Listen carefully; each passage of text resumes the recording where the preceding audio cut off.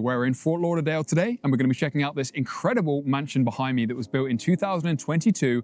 Now, if you're interested in South Florida real estate, you may have seen some coverage of this home previously online, but today we're actually going to do a detailed walkthrough, and we're starting right off on the exterior. I mean, we have to show you the front profile of this home. Guys, I think I have a problem.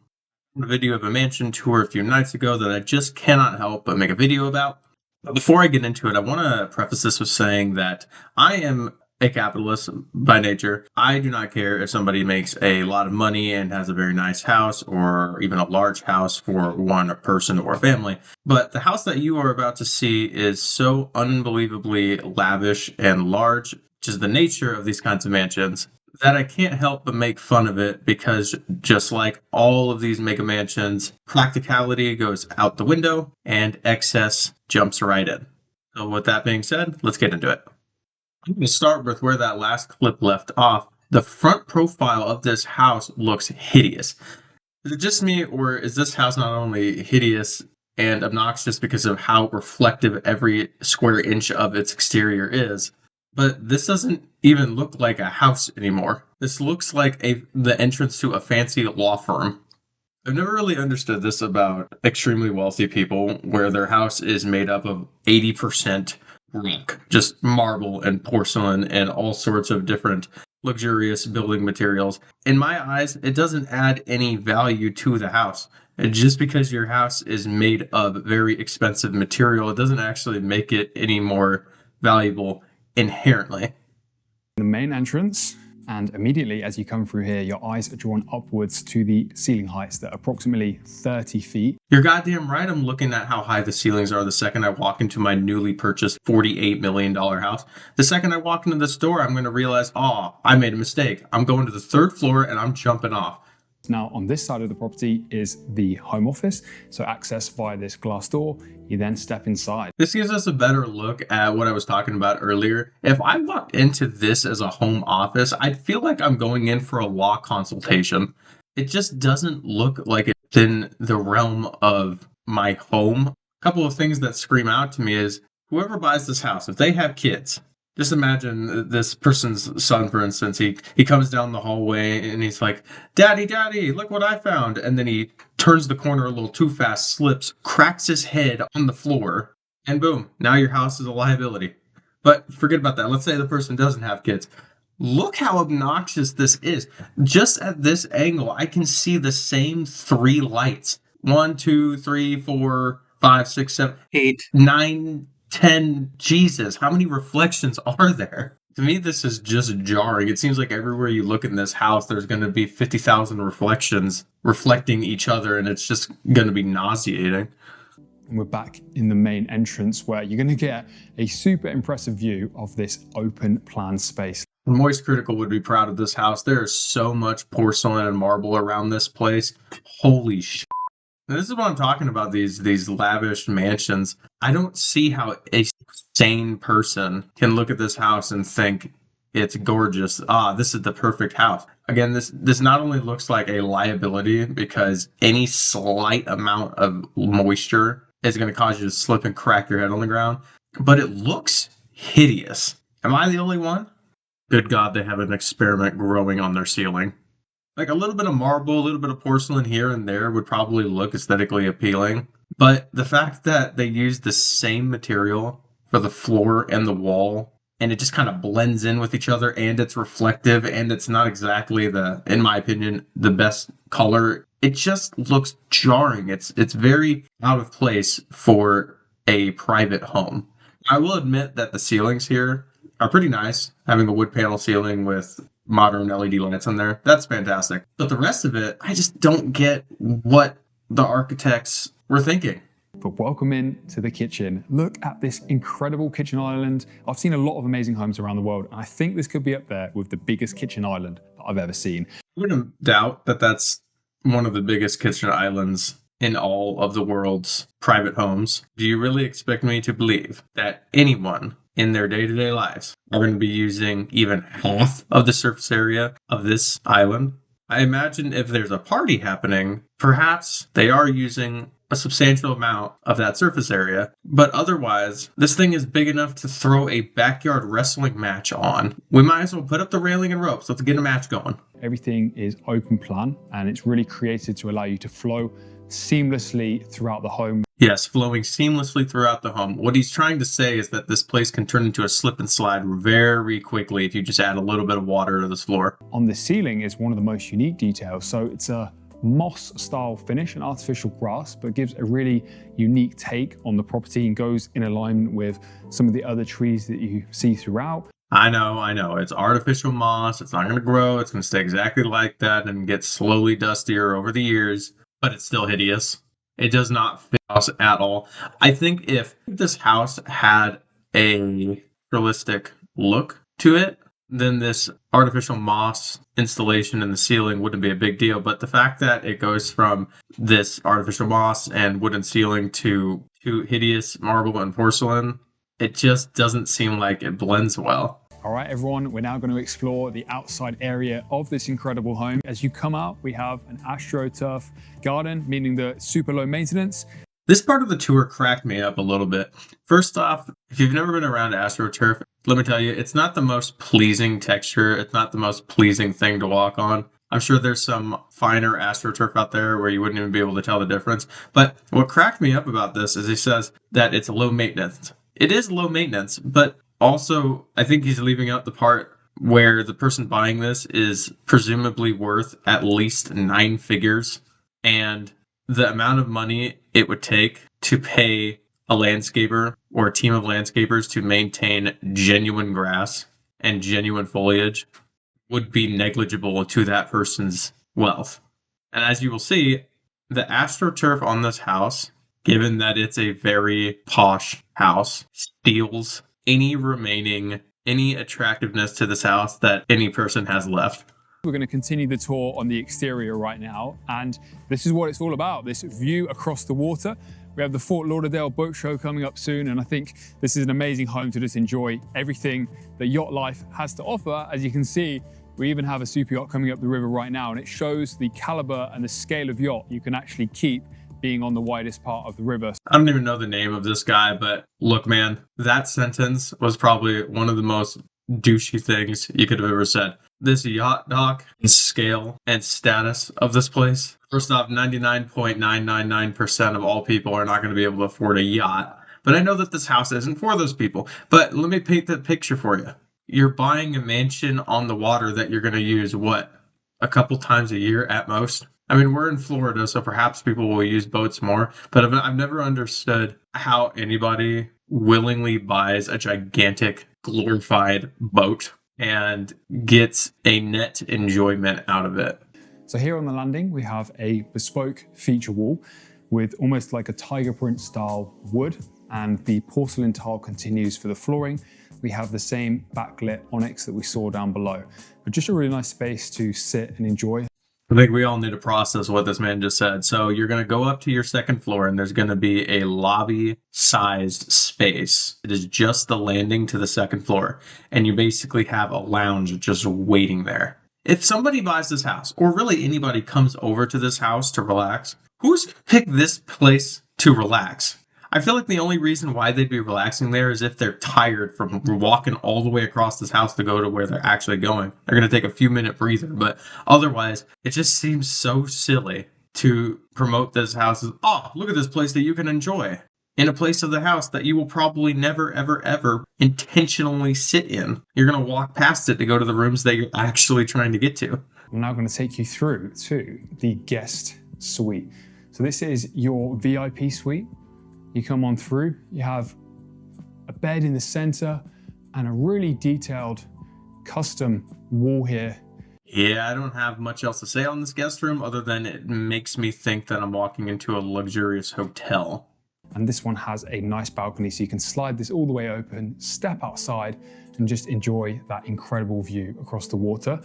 So this gives us our first look at what I'll call the backyard of this house. And this is what I was talking about with the AstroTurf. Not only does it look extremely artificial, I mean, I can't be the only one that if I see artificial grass or any artificial foliage, it looks ugly. But also the fact that this AstroTurf goes all the way to the end of the dock, there's not even some kind of highlight along the borders of the dock or some kind of end to it. It really does stick out to you and looks very out of place. I feel like whoever made this decision would have been better off if they just had spots of real foliage, but had a very nice wooden or rocky dock, because this looks so out of place. And then this is your ensuite. So we've got dual sinks, custom mirror where you can change the lighting, you can have the temperature so it doesn't fog up after a shower. And just like the rest of the house, you're going to see the same 4 lights in your bathroom reflected in 5 different directions. Next up, we're going to head into an area that complements the sauna nicely, and that is your home gym. So again, glass doors, really thick handles, great quality, and we're here in the gym. Brother, where are the weights? What is up with these gigantic, super expensive mega mansions that have gyms that are made to keep a 72-year-old grandma in shape? We've got an elliptical, we've got a treadmill, we've got some yoga materials, and that's about it. Where are the weights? But no, they're focusing on all cardio. And you know what? That's probably good for this property. You're going to need to really build up your cardio to get around this place because of how much you're going to be walking around it, trying to get to whatever room you're trying to go to. I mean, if you're in this gym and your child or somebody yells at you from across the house, I mean, it's going to take you at least 5 minutes to run over to them. So, you know what? Actually, hats off to them for considering how much cardio the prospective buyer needs to build up to effectively move around this house. But now it is time to check out the principal bedroom. And first up, it's time to check out the dressing rooms. And we have not one, but 2. I'm going to show you his dressing room first, but then stay tuned for hers because it's even bigger than this. So here we are, we have the center island. Oh, how cool is this? So much space. How cool is this, guys? You can have your own little private boutique closet. Have you ever wanted to run laps in your closet? This house is for you. We're going to head to the other side. You're going to like this dressing room. I do think it's kind of funny that in the last clip he said that the hers closet is going to be much bigger. And if you compare the him and hers closet is maybe a couple square feet bigger. This thing is almost the exact same size as the last room we were in. And this one, of course, is key entry, so great for a safe. It took me a second to figure out why there would even be a key code entry to someone's closet, because this house is already very secure. There's multiple layers of security on the gate, at the front door, getting in to the main bedroom. And it made me think the only reason why this lock is here is if there's a maid or some kind of employee on site maintaining the house, and they just don't want them to get into the closet. That's about the only reason I could think of why you would need to add an additional layer of security to your closet that already is a real hassle to get to. Not to mention, if somebody breaks into your house and is trying to steal stuff, I'm going to be honest with you, champ, I don't think they're ever going to find this bedroom. There's so many places to go in this house. It's more likely that they're just going to miss the bedroom altogether. Now it's time to check out the main part of the principal suite where we have another of those doors that I said, so you can close this off if you want to, but we're going to open it up today and allow you guys, grant you access to come in and see it with us. Here, the bedroom, you really get a feel for the scale. I hope whoever buys this house gets rid of all of these props, because this just looks so out of place. There's no central theme to this room. It seems like there's 3 different themes meshed together here. But if we take a look in front of me, we have here the porcelain wall. Back at it again with the hideous porcelain floor wrapping up to the wall.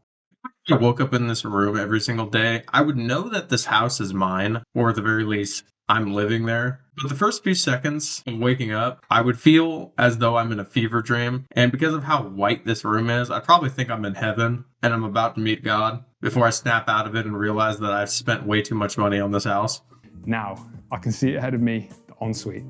Come on through. So we have a wooden entry door to what could possibly be one of the biggest ensuites in a home that I think we've ever seen on the channel. There's a few that come close, so you'll have to let me know when you're watching this.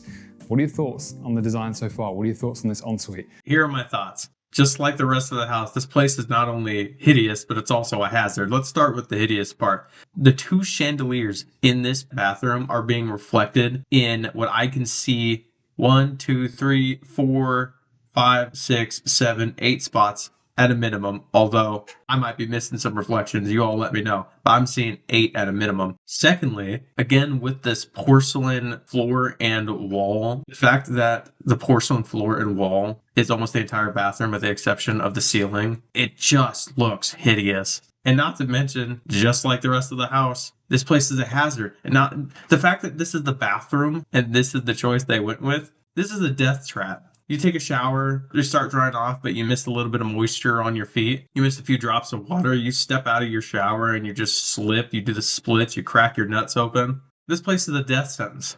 Not to mention that sharp edge on the tub right there. Could you imagine you get done brushing your teeth at your hideous sink and then you turn around, you start walking out of the room, you move your foot in just the wrong way, you slip, fall, smack your head on that corner, dead. I am being a little facetious here. The point I'm trying to make is that the amount of time and money that went into this bathroom was not worth it. This is all covered. Again, you're using this all year round, no matter what the weather really. And the hideous AstroTurf continues outside the bedroom on this gigantic porch. And then another thing that I was thinking about as I was watching this is the balcony from the main bedroom. And there's, at least in this frame, there is 2 chairs, 4 lounge chairs, and a massage table. At this point, I'm going to assume that Gatsby himself is buying this house because there's no way a single person or a family is buying this house. Whoever's buying this house is going to be partying. Why else would you have all this space and all of these lounge chairs on a balcony attached to your bedroom? Why not out in the backyard? I think there are going to be some parties happening in this bedroom, but it's not the kind of parties that are family friendly. We're going to head upstairs to check out the next floor, so follow me. You now join us on the very top floor where we have this area here where you can kick back. Oh my God, there's another landing lounge. So this is the 3rd floor of the house, and we now have a lounge that goes to the elevator, which is, you want the elevator to land somewhere, but why do you need a 2-seat lounge with 2 gigantic flat screens on the landing of the 3rd floor? I don't get it. Let's assume that there are no parties happening for a second. What is the utility in this? So you have multiple living spaces that already have nice seating. They already have TVs. They're in a more accessible place of the house. But for some reason, you've got a lounge/living room on the 2nd and 3rd floor landings. Why? And welcome to your home cinema. This is amazing. Look at the ceiling. We've got the starlight ceiling. And if you watch closely, you may as well be able to see the occasional shooting star. You better watch out, my man. Rolls-Royce might sue you. You kick back here, the projector screen is right there in front of me, and there's the Sony projector up there. So let's put this chair back. And you may be thinking, oh yeah, Matt, that sounds good, but I can't see any screen because it would be really bright behind the screens. Well, we've got you covered because you can even close off all of this wall. Admittedly, this is an interesting idea, having both an exterior access point and to close it off to project onto the wall. But just like all Mega Mansion home theaters, I think this is excessive. Go out and enjoy a movie with the rest of us peasants. Well, guys, what do you think about this house? Personally, even if I had the money to purchase this house and I was lacking so much dignity that I followed through with that purchase, I don't think I could see myself ever enjoying this house. Not only is it impractically large, like a lot of these houses are, but the designer or designers of this house seem to have the architectural creativity of a 12-year-old that just started playing GTA. That's just my opinion. Let me know down in the comments if you would ever live in a house like this, if you were so blessed to have that kind of money. With that being said, I hope you all have a good day, and see you later.